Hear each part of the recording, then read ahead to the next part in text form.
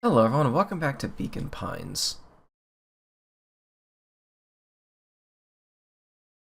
Okay, where did the game last save? We're here. Okay.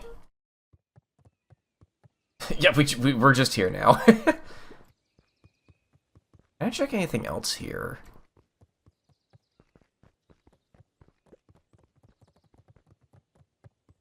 Oh, I can't even talk to you again. Mycological phosphorescence.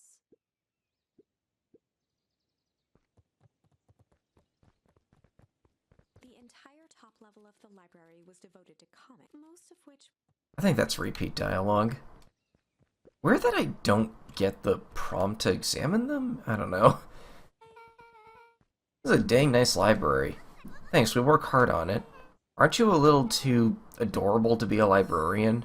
Adorable. Okay. Oh, Kato hung out here so much, eventually they gave him a set of keys.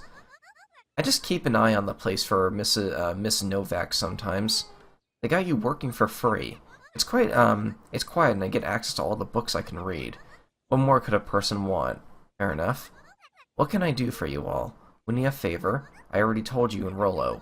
I can't put you any higher on the wait list for the next Hank Atomic. And if you're here with more candy, I'll have you know I can't be bought. Call it a personal code of conscience. Actually, we're looking to do some research. Now you're speaking my language. What are you looking for? That's the thing, we sort of don't know. What do you got on the history of the town? Huh. There's a country record archive. What are those? Is it a microfiche? Births, deaths, newspaper clippings, stuff like that. Pretty boring readings. But they do go all the way back to when the town was founded. Right, we'll start there. Don't they literally do this in Night in the Woods too? 6 feet under, 3 towns over. The kids spent the rest of the afternoon combing through dusty piles of old county records, desperately searching for anything that could help them make sense of Mr. Tolliver's cryptic utterance. You know, oh man, okay, there's like a community center in my hometown that I went to a few months back, and they have one of these. Like, they have, like, one of these big rooms with just newspapers and, like, old obituaries for people dating back to about, like, the start of the town, and it was really cool just to look through. Like, my mom actually looked through one of them and, like, found, I think, my great-grandmother's, obituary. Like, there's some really cool history in there. Luca tried to shake the thought of Gran's basement, but his focus wavered. Explosives, messages hidden in jam, dossiers on various town figures, and a corkboard threaded with photos. Gran was the only family he had left. He still couldn't bring himself to believe the worst. But the old map with the symbol of explosives in town square made that difficult. As the sun began to set, the kids were no closer to the truth.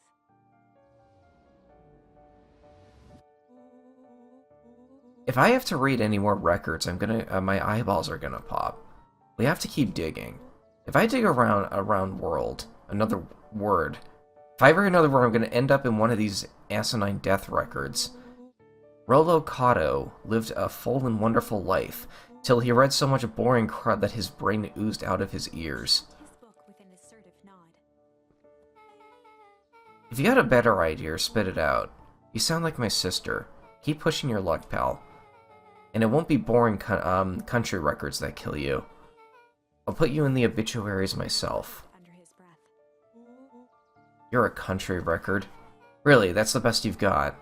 When I'm done with you, you'll be the footnote in history. Oh, we're gonna have our our breakup between these two now as well. Just like Down on the open page before glancing down to read. Jay Hartford there. I'd love to see you try. Hey, we're all a little tired here. Let's take a minute and... The back of Luca's mind. Wait, what was that name, Beck?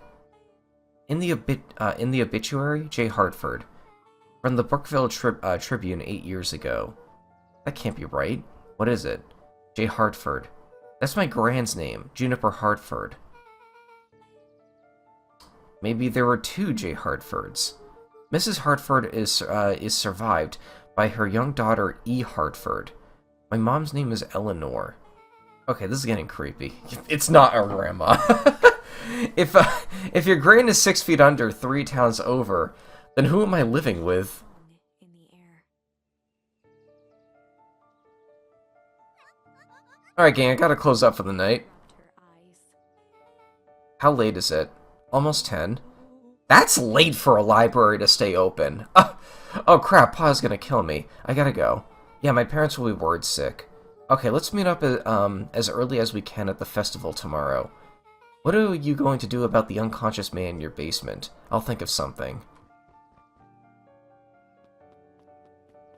Luca's heart was pounding as he approached the house. If he was lucky, Gran, or whoever it was, hadn't gotten back yet. And of course, there was Mr. Tolliver tied up and unconscious in the basement. Dealing with him would be the first order of business. Luca shook out his arms to calm his nerves before entering.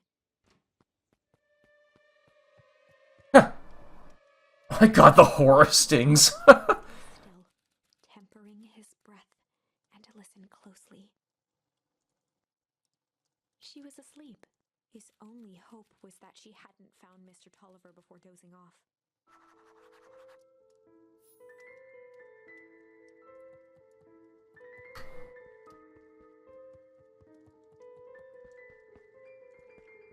Alright.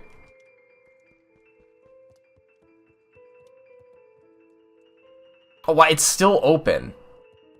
She just come in and then instantly fall asleep. And he's gone too. That might be better, actually. Because, like, he's gonna tell everyone that we tied him up, but we could just, like, plead not guilty on that. Like, if it was still here, and she was still here, like, there's no denying it, you know? Like, who else would have opened the, who else would have tied him up? Mr. Tolliver Oh no. was nowhere to be seen. Easiest mission. Maybe he woke up, escaped from his bindings, and left without a trace. I knew everything. What do I do? Luca's hungry stomach groaned. Not realizing it, he'd gone the entire day without eating. Okay, I can figure this out. I just need a little brain food. He over to the pile of jam jars, unscrewed one, and shoveled a handful into his Why would you... Wait, don't those have explosives in them? Or do those just have the messages in them?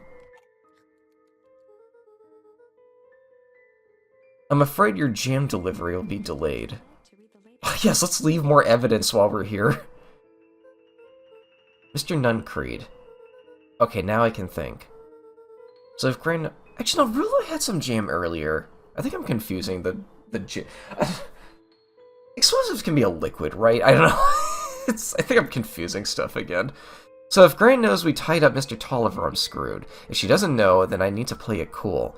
I guess the only option is to go to bed and act as if nothing is wrong. Gran will think Mr. Tolliver finished what he was sent to do and left when he was done. Go to sleep.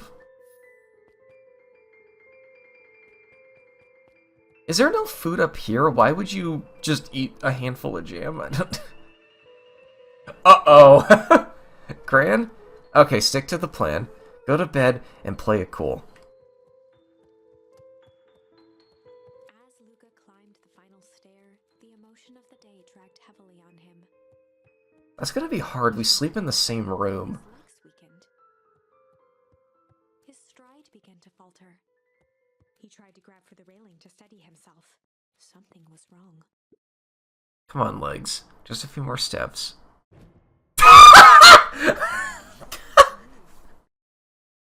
His limbs Just flops over. bolted to the ground. Through numb lips, he mumbled just before falling asleep. The germ! God damn it. Sweet boy, what did you get yourself into?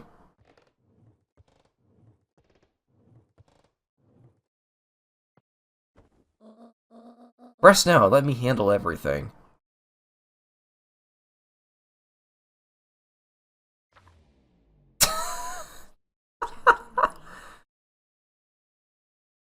Well, now I'm even more confused, because, like, Rollo ate some of the jam too, right? Did he just fall over the second he got home or something? Because he didn't all day. Speech to end all speeches. Luca awoke to find himself face down in bed. He moaned into his pillow. Why would Gran drug him? Or rather, why was she trying to drug Mr. Nuncreed? Oh, specifically, his jam was drugged. Shaking the questions from his woozy head, Lucas snapped back to the matter at hand.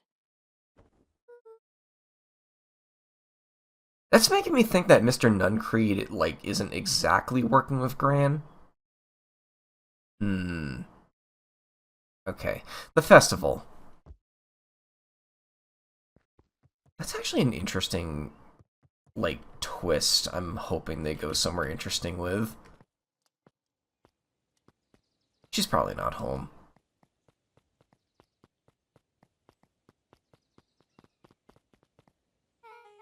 Where have you been? Gran put something in the jam. Yeah, we know. Secret message for a secret conspirators. Not this one. The one intended for Mr. Nuncreed. Put me to sleep. Whoa. Sly devil. Sly. Okay. I think she's trying to remove him from the equation. He might be in danger. Have you found anything? We looked around but haven't seen anything odd. Gran is nowhere to be found. But Mr. Nuncreed is just loafing around waiting for the speech. What speech? Mayor Gus is just got up on the podium. Everyone is gathering at the stage. Let's get moving.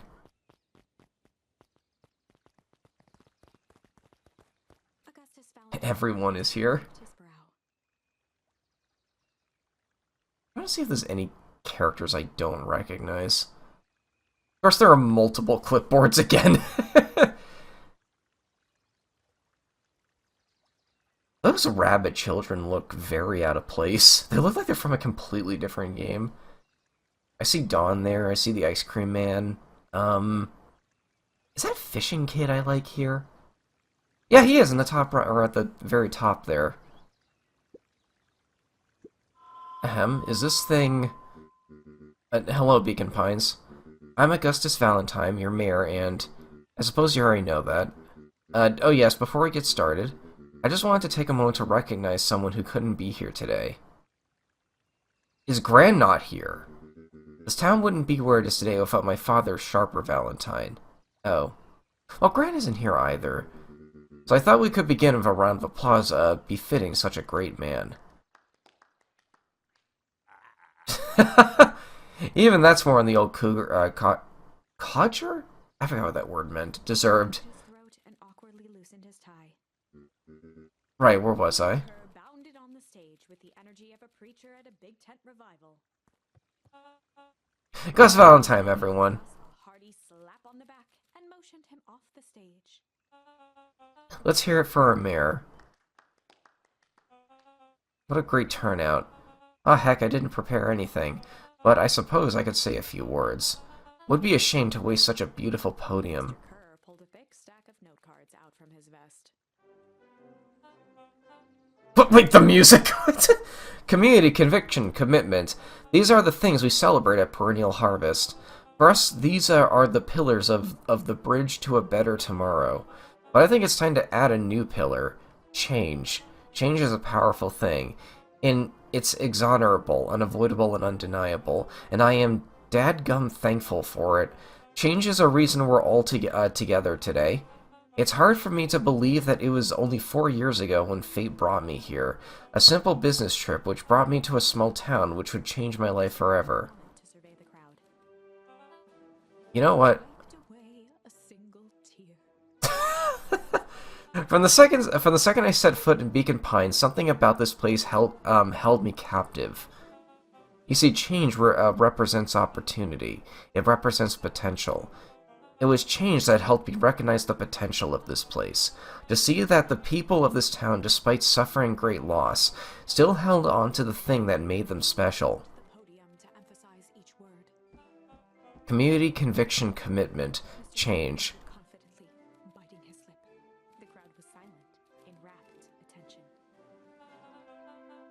Fate made a perfect match that day. Nothing is more important to you all than community.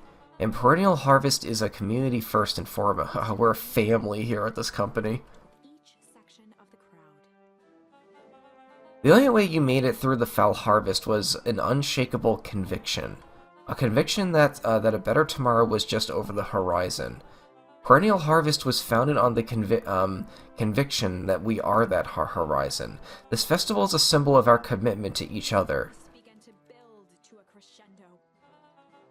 We now walk hand in hand into a future we will shape together. And that is what change is all about. Grabbing the future by the scruff of the neck and making things happen. Change is a choice. I am tickled pink that we will all be making that change together. How great is that? Just imagine what we can accomplish. And then everyone dies. What was that? Frowned nervously. Don't worry, a little thunder isn't going to ruin the day. Everyone remain calm. Mr. Kerr quickly flicked through his note cards. Where was I? Through all my travels, I have learned one true thing. One always reaps what they sow. We have all planted a lot of good in this town, and so it is with a happy heart that I can proclaim His hands up to the heavens. our harvest awaits. God damn it. This game! Dude! At that moment, a merciless wall of impossibly cold air ripped through the crowd, instantly freezing everyone and everything it touched. For a man like William Kerr, this was a fitting way for things to end. On a stage, with an entire town frozen in rapt attention for the rest of time. I mean, at least I think we know why there's a huge ice wave now. It's the explosives, right? They're like ice bombs, maybe? And Okay, my theory for what's going on right now. I think Gran did plant these, like, ice bombs, to try and stop Kerr from, like, and his clipboards from doing whatever they're gonna do. So I guess in a way, like, she's a good guy here, despite how shady she's been, but, like... I don't know, I guess for reason over the whole town is better than what Kerr's planning to do. again, it comes along and ruins everything. Maybe we should just quit. Maybe you should just close the book, walk away, and never think of me again. I mean, that is an achievement. Close the book. What is out with a bang? Oh my god. No, I don't mean that. We got a little closer this time. We just need to try again. Please. Okay. Sly Cop.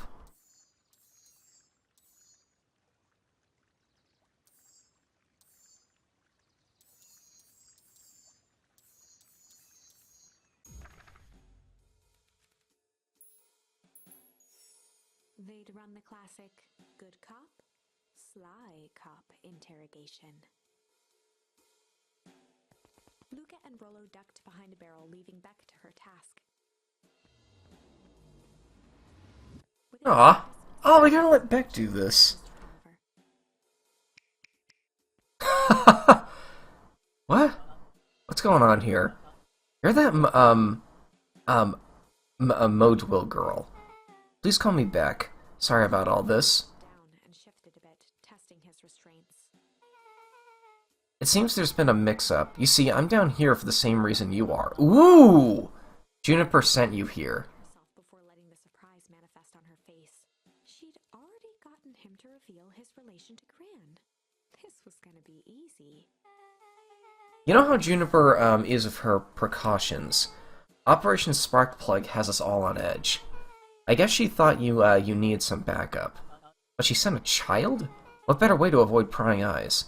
Who would suspect a kid? I suppose that makes sense. Wriggled a bit in his restraints. Oh, I'm so sorry. Beck quickly removed the ropes. That had to be uncomfortable. A little, yeah. But you understand, we never know who to trust in this town. The growing knot on his forehead. Very true. So it turns out we're both here to As if to prompt Mr. Tolliver to finish her thought. destroy the evidence. Shook her head and clicked her tongue. Yeah, the old gal is nothing if not thorough. Tolliver let out an amused huff in agreement. She sure is. Can't blame her, though. If anyone were to find out that we are going to destroy the source, Well, we both know how bad that might be. No one will know anything once I finish cleaning things up down here. Role now, playing Mr. Tolliver like a fiddle. You are sure you can finish this up on your own? Juniper trusts me for a reason. You can leave the rest to me. Good thing there is one more loose end good, there is one more loose end I'll go work on. Loose end? Oh, it's nothing really. The other day I had the radio on scan while restocking the candy shelf. And when you know it, I intercepted an odd phrase in a Perennial Harvest transmission. Underground secrets. That's ominous. I think it might be a password, but Juniper dismissed it. Said it wasn't mission critical. What's the password for? We don't know. So we have a password and know where to put it. It's gotta mean something, right? Good thinking. You should probably go work on that. I've got this under control. That's a relief. Between you and me, this basement gives me the willies. Heading for the stairs, Mr. Tolliver hesitated and turned to Beck with a puzzled look. She grinned and gave him a peppy wave. With a shrug, he continued up the stairs, whistling a jaunty tune. You guys catch that? Sure did. The whole time Mr. Tolliver's, the whole time Mr. Tolliver's had a candy shelf, but all he ever sells us is apple. Slowly, in disappointment. The password, Rolo. Well, sure, but once things are back to normal, I'll be having a word with Mr. Tolliver about that candy shelf. Fine, in the meantime, I've got an idea. She turned to the table and began tearing small scraps of paper. He said... Why is it giving me that pop-up? Hold on.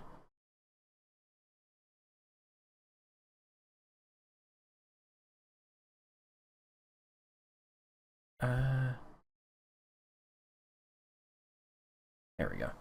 He said he heard a password on the radio. Any good spy transmission is never what it seems.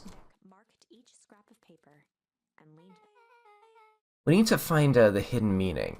Okay. What's another word for underground? Buried, covered. Could it be a cover-up? Maybe it's one of those each letter is a number things. So U would be 21, N would be 14, D would be... Oh, it's an anagram. Nuncreed's drugstore. Beck looked at Rolo with amazement. 2 Milkman Go comedy. Wow, that was incredible. Well, it's either that or Kren's nude drugstore. Yeah, I think you were right the first time. How did you do that? What can I say? I love ciphers. Well, I guess we know where to go next. Oh, you'd be a fan of Rubot.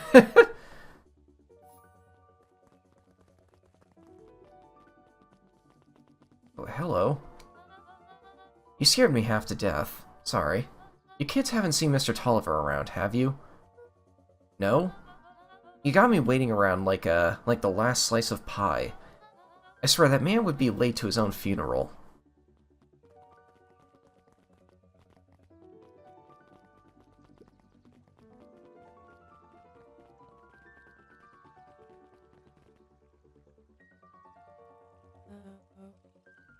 You're late, Augustus. Sorry, sister. Was caught up with work. Work? You. I had a few more details to lock down for the festival. Oh, what do you have to report? What is this insipid town festival really about? I think Mr. Kerr really does just want to do something good for the town. He's actually a pretty nice guy. You should spend some time with him.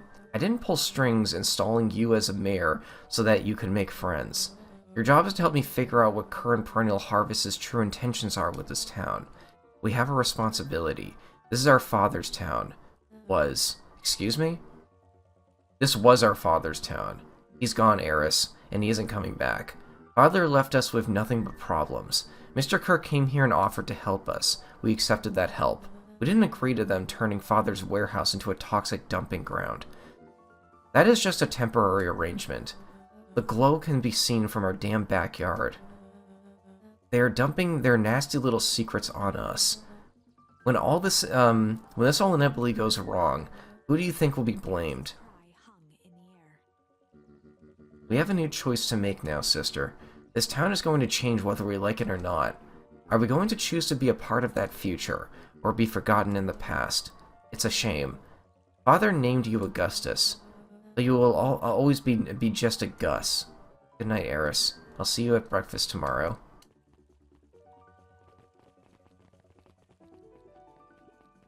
It's getting late, children.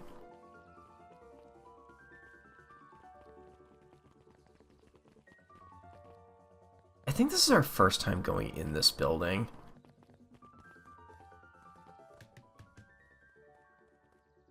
Wait, it is here, right? I know I've seen him outside that building before. Where's Nuncreed's store again?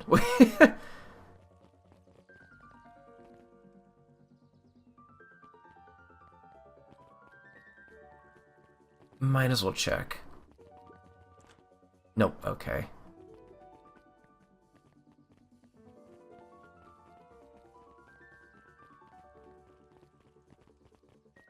Oh no, here we go.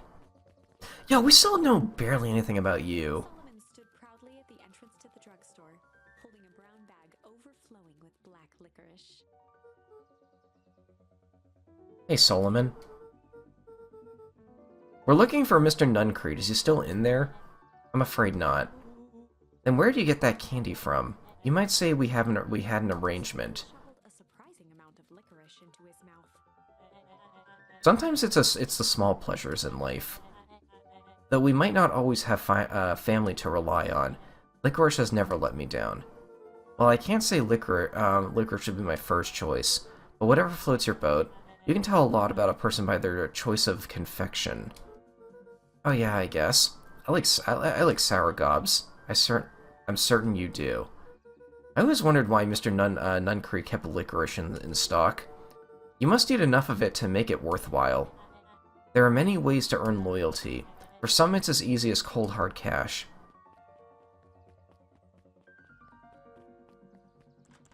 God, there's something, like, really creepy to me about a child character that's, like, shockingly mature for how old they are, if that makes sense. He doesn't talk like a kid, you know? That's weird. Like, it's not right. It doesn't feel correct, you know? Well, he's right. It's locked. There's gotta be more clues. Okay, let's see. Why not just break in at this point? Okay, my first guess was there's a crack there. We should look through it. Have you ever actually seen anyone use this thing? Don't tell me it's an elevator into the store. Besides Mr. Nuncreed, no. Beck cupped her hands on the glass to peek inside. That is not a normal phone booth. It's got, like, a blinky keypad. Why would there be a blinky keypad? Kren's nude rug store. I mean, Underground Secrets. The password. Opened the door, and they all squeezed in. I mean, we know there was an elevator here. Alright, let's see here. Cracked his knuckles and entered the letters into the keypad. Underground Secrets. Sounds like that did something. Right, now what? I guess we... Ah! The phone booth dropped loose from its shell. Without even the space to panic, they closed their eyes, held their breath, and accepted their fate. Suddenly, the chaotic descent slowed to an effortless landing. It was unclear where they ended up, but at least it was solid ground. Ooh, okay. The air was stagnant and smelled vaguely of chlorine. I knew it. You knew there was a secret hub full of strange tubes underneath the phone booth. Of course I did. Didn't I say that? No. I definitely thought it. Luca, do you remember when I said how cool it would be if the trans-dimensional conduits from Hank Atomic issue 12 were real? Orla, at one point or another, you said that about every technology ever discussed in Hank Atomic. That's why I'm such a good predictor. It looks like each of these has something written on them. Oh, it's the 3 tubes of the back rooms. Yeah, yellow god costumes, okay. The suit has a broken mask. So, have we found a mystery warehouse creeper? We at least found their hazmat suit. If it walks like a Nuncreed and talks like a Nuncreed, let's not jump to conclusions. Just saying. Alright. I guess we'll look at these next time. I will see you folks later. Thanks for watching.